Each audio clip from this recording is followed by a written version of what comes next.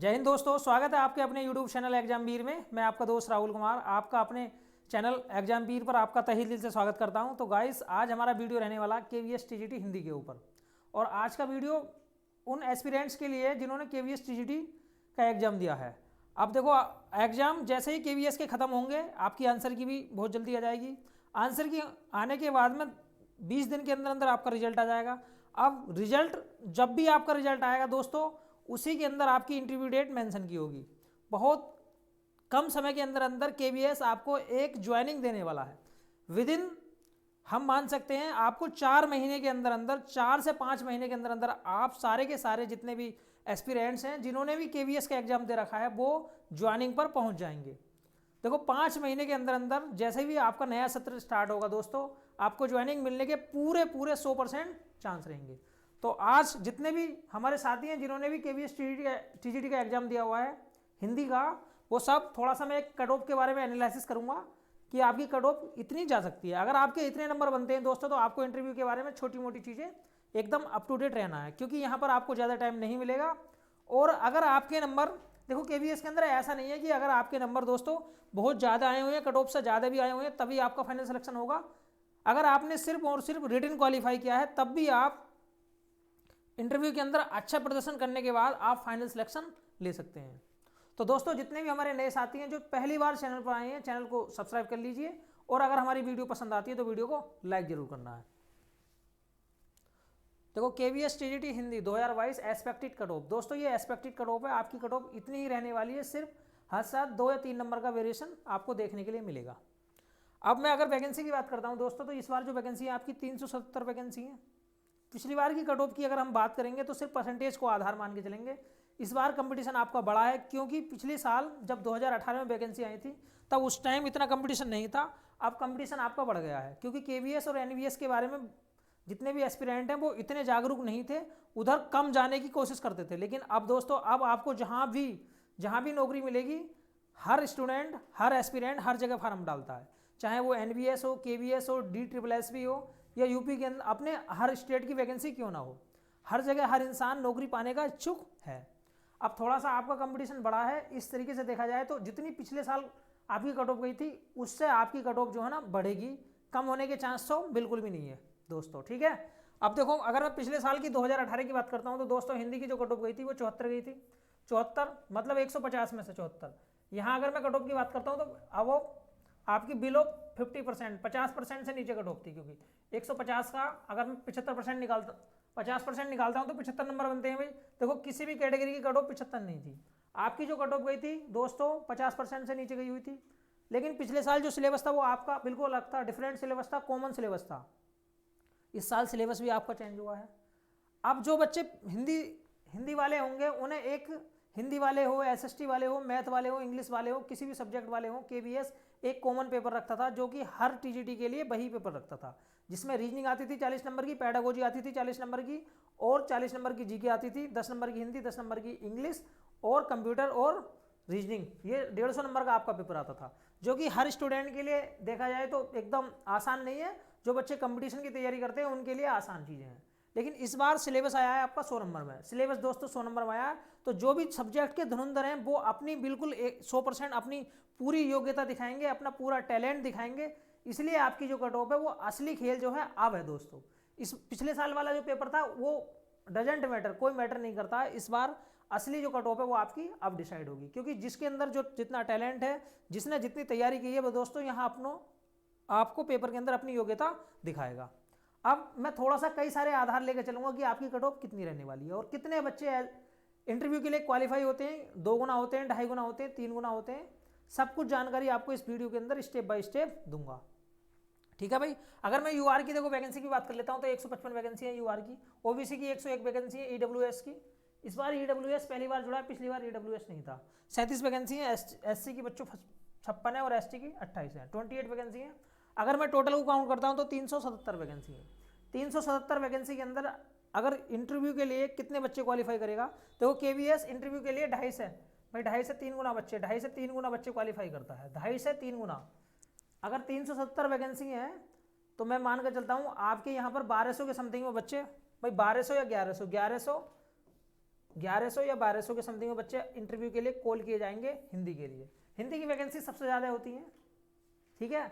1100-1200 बच्चे, एक ऐसी PDF आएगी जिसमें 1100-1200 बच्चों का नाम होगा जो कि देश के भिन्न भिन्न सिटी में इंटरव्यू के लिए कॉलिंग किए जाएंगे। अब आगे, अब मैं आपको बता देता हूं कि आपकी कट ऑफ कितनी रहने वाली है। अब देखो कट ऑफ थोड़ा सा कंपटीशन बढ़ा अभी। अब इस साल की जो कट ऑफ है वो एक्सपेक्टेड कट ऑफ कितनी है अभी 2022 की हिंदी की cut off, 2022 Hindi TGT KVS TGT, इस बार जो आपकी कट ऑफ है वो कितनी रहने वाली है भाई। देखो कंपटीशन बढ़ा है। 2018 में कंपटीशन लेस था दोस्तों, 2018 में कंपटीशन कम था, 2018 में था कम। अब 2022 में जो कंपटीशन है वो आपका टफ हो गया है। 2022 में दोस्तों कंपटीशन टफ हो गया है और इसमें जो बच्चे, जो स्टूडेंट, जो टीचर्स ऑलरेडी PRT के अंदर सेलेक्टेड हैं वो भी अपने एक ओपन एग्जाम के रूप में या इस एग्जाम को देते हैं। जो PRT टीचर बने हुए हैं B.Ed वाले पिछली वाली वैकेंसी के अंदर, वो डिपार्टमेंटल एग्जाम सब नहीं देते हैं, क्योंकि जिन्हें 5 साल नहीं होते हैं वो डिपार्टमेंटल एग्जाम नहीं दे सकते। बाकी जितने भी ऐसे टीचर्स जो PRT की पोस्ट पर सेलेक्ट हैं और उनके पास में निर्धारित योग्यता है जो B.Ed है और ऐसे उसके अंदर हिंदी योग्यता भी रखते हैं, जो क्वालिफिकेशन मांगी गई है वो रखते हैं, तो हिंदी का पेपर भी देंगे। तो कंपटीशन आपकी उन लोगों से भी है, ठीक है। और बाकी अदर जितने भी हैं जिनकी तैयारी अच्छी खासी है, जो DSSP के अंदर या और एग्जाम के अंदर 1-1, 2-2 नंबर से पिछड़ जाते हैं, उन लोगों से भी आपका कंपटीशन है। तो कंपटीशन चाहे आपका किसी से भी हो, इस बात का कोई ये मैटर नहीं करता, बस आपकी तैयारी ठीक ठाक होनी चाहिए। अगर आप मजे हुए खिलाड़ी हैं, आपने डीपली अध्ययन किया है, कुछ दिन दिए हैं भाई, ज़्यादा दिन समय ना भी दिया तो कुछ दिन बहुत अच्छी तरीके से दिए हैं, तो आपको कोई भी दोस्तों यहाँ पर दिक्कत नहीं है। अब देखो मैं थोड़ा सा यहाँ बता देता हूँ भाई, कंपटीशन कम था और 2020 में अच्छा वाला है, एकदम अच्छा कंपटीशन है, अच्छा वाला, ठीक है। अब सिलेबस चेंज हुआ है दोस्तों, देखो सिलेबस SYLLA सिलेबस चेंज है, सिलेबस चेंज है। अगर पिछले साल की मैं बात करता हूँ तो पिछले साल ये कट ऑफ रही थी 50% रही थी, अब इस बार 50% तो रहने वाली बिल्कुल भी नहीं है। आपकी जो कट ऑफ है वो 50% से काफ़ी अच्छी जाने वाली है। अब देखो पिछली बार 50% कट ऑफ थी, लेकिन इस बार दोस्तों 50% रहने वाली नहीं है। सिलेबस चेंज हुआ इसलिए आपकी कट ऑफ बढ़ेगी।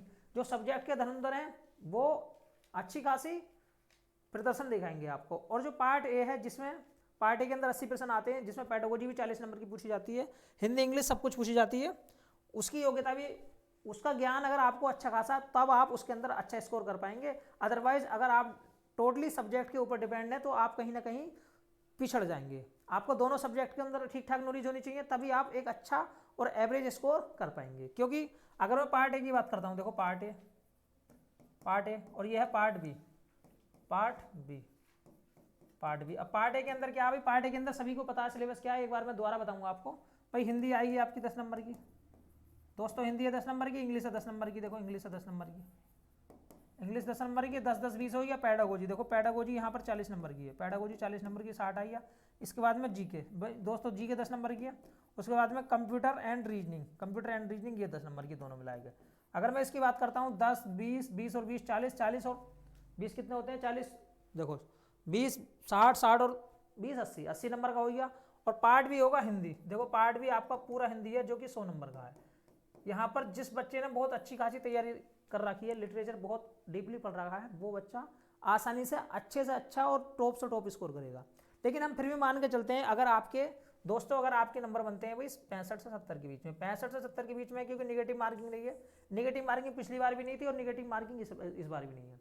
अगर आपके दोस्तों इतने नंबर बनते हैं तो आपको कोई दिक्कत नहीं है, आप एक बहुत अच्छे स्टूडेंट की कैटेगरी में, एक बहुत अच्छे एस्पिरेंट्स की कैटेगरी में गिने जाते हैं। अब अगर मैं यहाँ बात करता हूँ, देखो 80 में से कितने आएंगे भी, देखो 80 की अगर हम बात करते हैं तो यहाँ पर आपके जो नंबर आते हैं वो मैं मानता हूँ 80 के अंदर आप 55 से 60 के बीच में आसानी से कर सकते हैं, या 50 प्लस कर सकते हैं। अगर हम दोनों को जोड़ लेते हैं, ये 55 ले लेता हूँ मैं, यहाँ पर 65 ले लेता हूँ, दोनों को जोड़ूंगा तो ये बनेगा दोस्तों 120। कितना बनेगा भी, 120 बनेगा, 120 बनेगा। लेकिन इस बार 120 कट ऑफ आपकी नहीं रहने वाली है। 120 तो मिनिमम मान के चलिए कि 120 से कम तो जाने का चांस है ही नहीं, कहीं से कहीं तक भी 120 से कम कट ऑफ आपके जाने के बिल्कुल भी चांस नहीं है, चाहे वो कोई सी भी कैटेगरी क्यों नहीं है।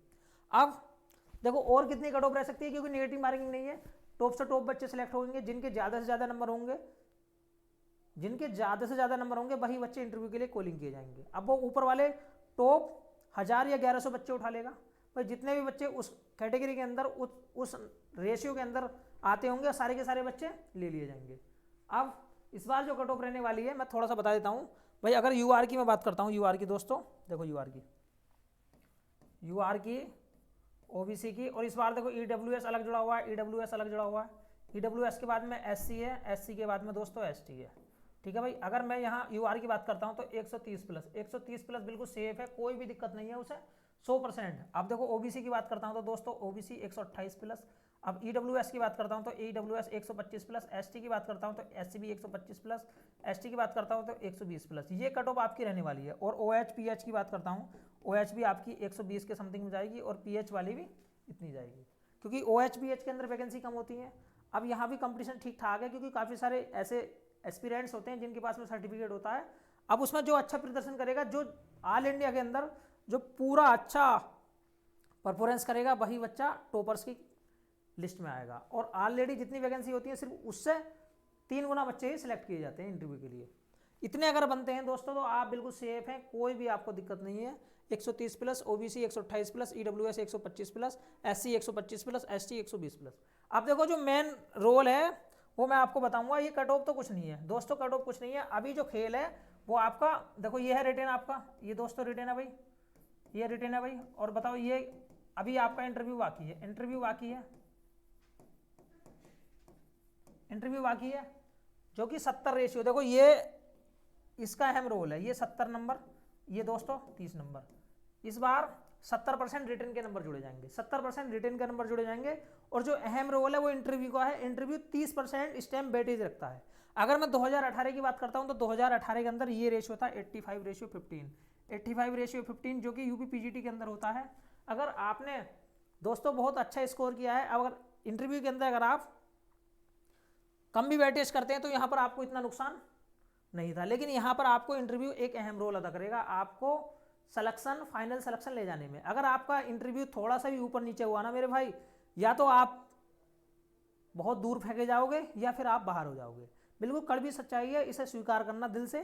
क्योंकि 30% जैसे रेलवे के अंदर होता है, साइको के अंदर साइको 30% होता है, और स्टेशन मास्टर के अंदर भी साइको 70%, रिटन 70% और साइको 30% जोड़ा जाता है, जिसके अंदर काफ़ी सारे बच्चे फेल होते हैं। जबकि उसका जो पासिंग मार्क है बहुत कम है, कोई दिक्कत नहीं है। लेकिन यहाँ भी दोस्तों इंटरव्यू में ऐसा कोई भी नहीं है कि आपको इतने नंबर लेके आने हैं, मिनिमम कोई कंडीशन यहाँ नहीं है। अगर आप इंटरव्यू के अंदर जाकर एकदम बैठ भी जाते हैं, आप कुछ नहीं बताते हैं, तब भी आप पास होंगे। बहरहाल आपका रिटर्न अच्छा होना चाहिए, बहुत अच्छा रिटर्न होना चाहिए। क्योंकि हमने खुद लिस्ट 2018 की दी थी, क्योंकि मैंने 2018 के अंदर पीआरटी और टीजीटी दोनों के दोनों एग्जाम पास किए थे। मैंने ऐसे ऐसे बच्चे देखे थे जिन्होंने इंटरव्यू के अंदर 60 में से 15-15 नंबर लेकर आए हैं और उन्होंने फाइनल सिलेक्शन में जगह बनाई है। तो इंटरव्यू के अंदर कोई भी न्यूनतम कैटेगरी नहीं है कि आपको इतने नंबर लेकर आने, बस आपका ऑल ओवर दोनों में मिला के स्कोर अच्छा होना चाहिए, फाइनल सिलेक्शन के लिए होना चाहिए। अगर आपने कट ऑफ भी क्लियर की है दोस्तों, कट ऑफ भी क्लियर की है, मैं मान लीजिए एक उदाहरण देके बोलता हूँ, ऐसे हिंदी की कट ऑफ टीजीटी की 130 जाती है जनरल की, और अगर किसी स्टूडेंट के 131 नंबर है, 132 नंबर है या 130 ही नंबर है, तो उसे घबराने की बिल्कुल भी दिक्कत नहीं है। अभी वो 30% में फाइट करेगा। अगर इंटरव्यू के अंदर अच्छा प्रदर्शन करता है दोस्त, तो वो फाइनल सिलेक्शन लेके जाएगा, 100% लेके जाएगा, क्योंकि यहाँ दोनों की मिलाकर मेरिट जुड़ेगी। अभी अगर आपके जब भी आंसर की आ गई, आपकी फाइनल रिजल्ट आता है इंटरव्यू वाला, तो उसमें अगर आपके रेशियो 1-1, 2-2 नंबर भी फालतू है ना कट ऑफ से, तो भी घबराना नहीं, हार मत मानना, फाइनल सिलेक्शन तक मेरे दोस्त लेके जाओगे। क्योंकि 30% का अभी वेटेज बहुत है, 30% का वेटेज इतना बड़ा है, इतना बड़ा है। अगर किसी दोस्त के इंटरव्यू खराब होने के कारण उसे 30 नंबर में लेना, 30 नंबर, और अगर किसी को मिल गए ना 35, देखो बहुत बड़ा नंबर होगा, बहुत बड़ा। अगर यहाँ पर आपके 2-3 नंबर भी कम रह गए ना, तो आप यहाँ पछाड़ दोगे उसे, चाहे पॉइंटों में पछाड़ोगे दोस्तों, पछाड़ दोगे। केवीएस की जो इस बार मेरिट रहेगी बहुत ही मारा मार रहेगी, 1-1 नंबर से, 2-2 नंबर से, 1-1 नंबर से बहुत सारे बच्चे ऊपर नीचे होंगे, बहुत सारे बच्चे। ठीक है, उन सारे को जितने भी स्टूडेंट होंगे उन सबका जो हिसाब होगा इंटरव्यू के अंदर होगा। तो आज की जो वीडियो थी हमारी टोटली केवीएस टीजीटी हिंदी के ऊपर थी। अगर आपने हिंदी का पेपर दिया है दोस्तों, अगर आपके इतने नंबर बनते हैं, तो आपको टोटली एक बार पूरे के पूरे सब्जेक्ट का एक बार थोड़ा थोड़ा मोटा मोटा रिवीजन करते रहना है। क्योंकि इंटरव्यू के अंदर सब्जेक्ट की नॉलेज भी आपसे पूछी जाती है टीजीटी के अंदर। और जो पेडागोजी के जो नियम है, व्यावहारिक नियम है, जितने भी विधियाँ होती हैं, उन विधियों को एक बार हमेशा अप टू डेट रहना है। कि इंटरव्यू में आपसे 1-2 प्रश्न साइकोलॉजी के भी पूछ लिए जाते हैं। उसके साथ साथ में भाई आपसे सब्जेक्ट की नॉलेज पूछी जाएगी, साइकोलॉजी की नॉलेज पूछी जाएगी। अब आपसे मान लीजिए भाई आप जिस चीज़ के लिए इंटरव्यू दोगे उस चीज़ के लिए आपसे पढ़वाया जाएगा थोड़ा बहुत।